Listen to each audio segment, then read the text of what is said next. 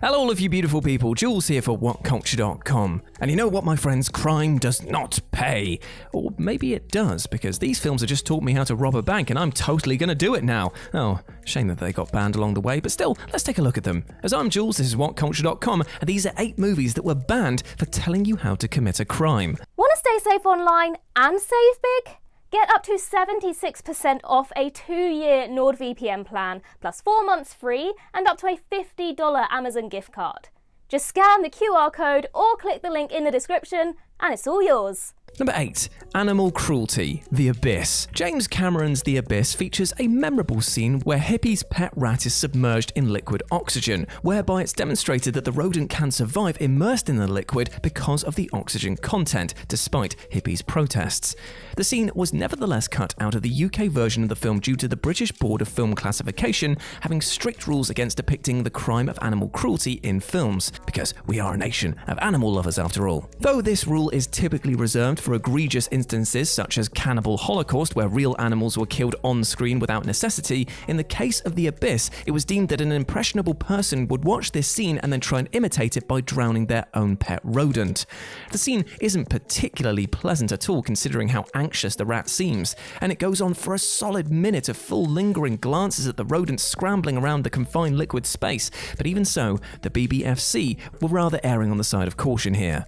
Number 7. Burglary, Refifi. Jules Derson's 1955 crime masterpiece Refifi is often held to feature the greatest heist sequence in cinema history, a half-hour set piece shot in almost complete silence, with no music or dialogue as the central characters carry out the robbery of a jewelry store. Desson shot the sequence with uncommon attention to detail, enough so that the film actually ended up being banned in numerous territories for how thoroughly it laid out the particulars of committing an actual robbery. In Mexico, the Interior Ministry banned the film due to a series of burglaries which was said to have imitated it, while in Finland it was also banned for its depiction of safecracking, though this was ultimately lifted 5 years later, presumably after it had no impact on the incidence of safe robberies. Number 6. Arson, Woody Woodpecker. Now don't feel too bad if you somehow missed the release of the 2017 live-action animation hybrid Woody Woodpecker movie because it was widely panned by critics, but not for just being terrible, because amongst other things it was bizarrely mean-spirited and carried a not-so-kid-friendly tone.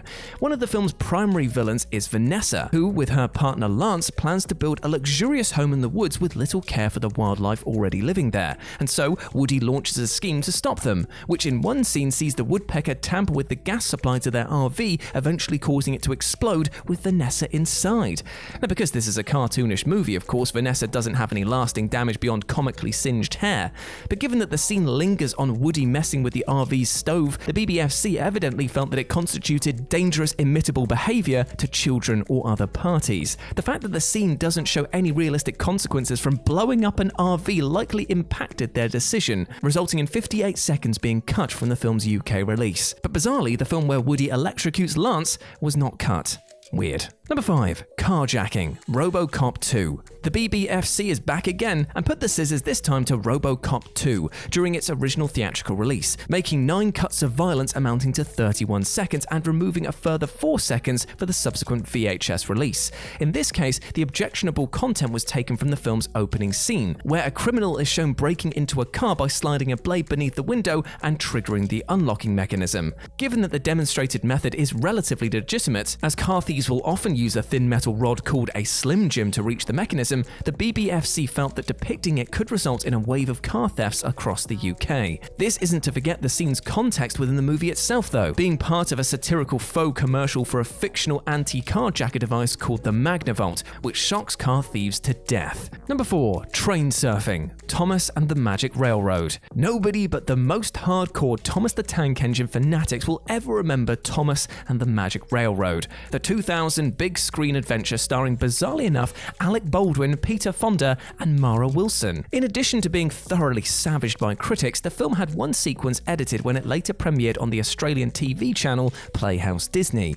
In one mid-film sequence, the character Junior is shown train surfing, that is, riding on top of a train for kicks, atop the train Diesel 10. In addition to being highly dangerous, train surfing is also extremely illegal in most countries, prompting Disney Australia to cut the moment out entirely. Granted, Junior is also shown using a windmill to catapult himself through the air to land on top of the Diesel 10, so it's hardly a thing that you can replicate easily, even though it definitely could encourage youngsters to trespass on train yards all the same. Number 3. Obstruction of Traffic. The Program. The 1993 sports drama The Program was initially released with an infamous scene in which one of the principal characters, Joe, lays down in the middle of the road and reads from Sports Illustrated magazine while cars pass by him on either side, prompting several of his friends to join in. Unfortunately, the scene was imitated with disastrous consequences by 2 sets of American teenagers. In one case, an 18-year-old named Michael Shingledecker was run over by a pickup truck and killed while copying the stunt, and another, a 17-year-old called Michael Macias, was put in intensive care after being hit by a car while mimicking this scene.